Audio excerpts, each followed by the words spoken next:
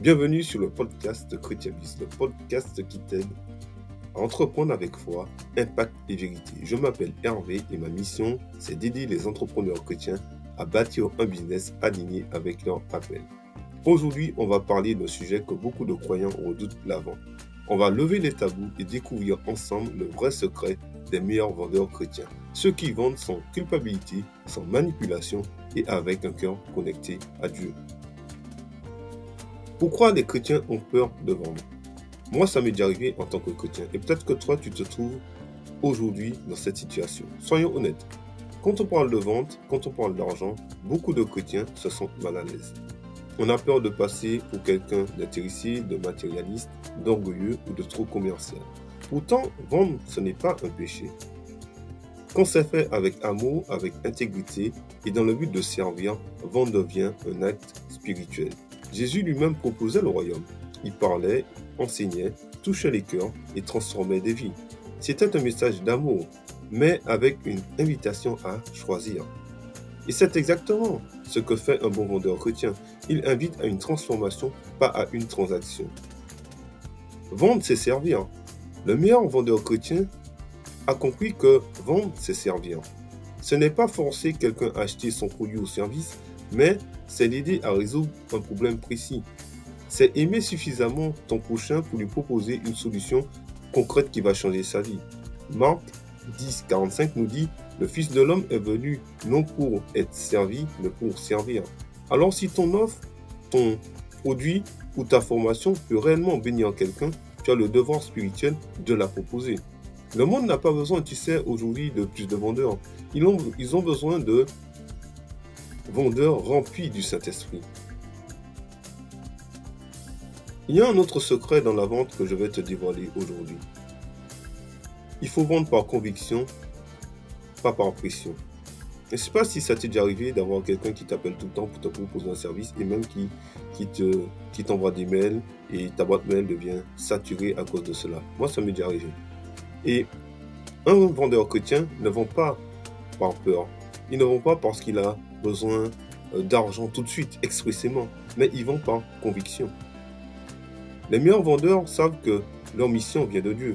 Un vendeur chrétien, notamment quand tu es un entrepreneur chrétien et que tu dois vendre ton produit ou ton service, tu sais que ton entreprise a été inspirée de Dieu. Le Seigneur t'a inspiré, c'est-à-dire que le Seigneur t'a montré qu'il fallait que tu crées cette entreprise pour être une bénédiction pour ce monde. Donc, en gros, tu as une mission par rapport à ce que Dieu t'a confié au travers de ton entreprise. Donc, les bons vendeurs ne vendent pas un produit. Ils témoignent d'une transformation qu'ils ont vécue. Parce que dans ton business, tu sais que Dieu, il est avec toi. Et cette authenticité touche les cœurs des partenaires, touche les cœurs des clients. Dans Proverbe 16, verset 3, il est dit « Recommande à l'Éternel tes œuvres et tes projets réussiront. » Donc, en gros, quand tu alignes ton intention avec Dieu, quand tu alignes tes projets avec Dieu, ce qu'il fait le Seigneur, il met sa faveur sur ton message. Il met sa faveur sur ton entreprise. Donc, tu n'as plus besoin de manipuler, tu n'as plus besoin d'inventer des choses, tu n'as plus besoin de reproduire le même schéma que le monde fait au niveau de la vente. Mais par contre, tu vas inspirer, tu vas élever et tu vas connecter des personnes par rapport à cela. Et tu vas aussi impacter des personnes par rapport à cela. Dans la vente, souvent, on parle de marketing. Et je vais te dire une autre vérité aujourd'hui, c'est que le Saint-Esprit doit être ton meilleur coach de vente. Moi, je dis toujours que le meilleur coach marketing, c'est le Saint-Esprit. Et le meilleur outil marketing, c'est la Bible. Parce que dans la Bible, il y a tout. Le Seigneur, il a tout créé. Le Seigneur, c'est le premier entrepreneur sur la terre. Il a tout créé, il a tout fait. Et on oublie souvent que le Saint-Esprit connaît les cœurs mieux que nous. Il connaît le cœur mieux que n'importe quel marketeur, avec peut-être toutes les formations qu'il a fait ou qu'il propose. Il sait ce que ton client traverse, ce qui se passe dans son cœur, et surtout ce dont il a besoin. Avant chaque appel, avant chaque lancement, avant chaque offre, prie le Seigneur.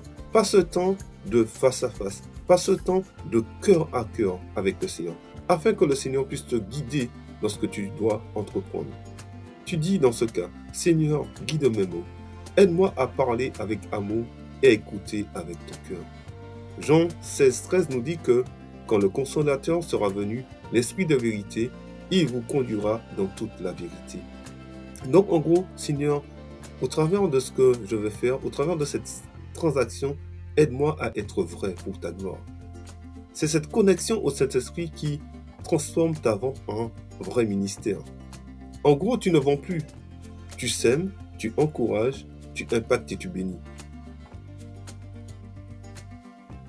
La vente, c'est un acte d'amour.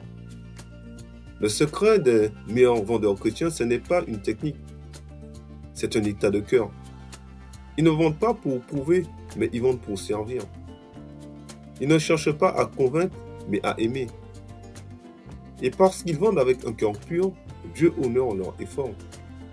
Alors la prochaine fois que tu parleras de ton offre, de ton produit, de ton service, rappelle-toi que, en tant que chrétien, entrepreneur, en tant qu'enfant de Dieu, tu ne fais pas une proposition commerciale, mais tu offres une solution divine qui va impacter ton client. Alors, si cet épisode t'a parlé, partage-le à un ami, à un entrepreneur chrétien qui doute de sa légitimité à vendre.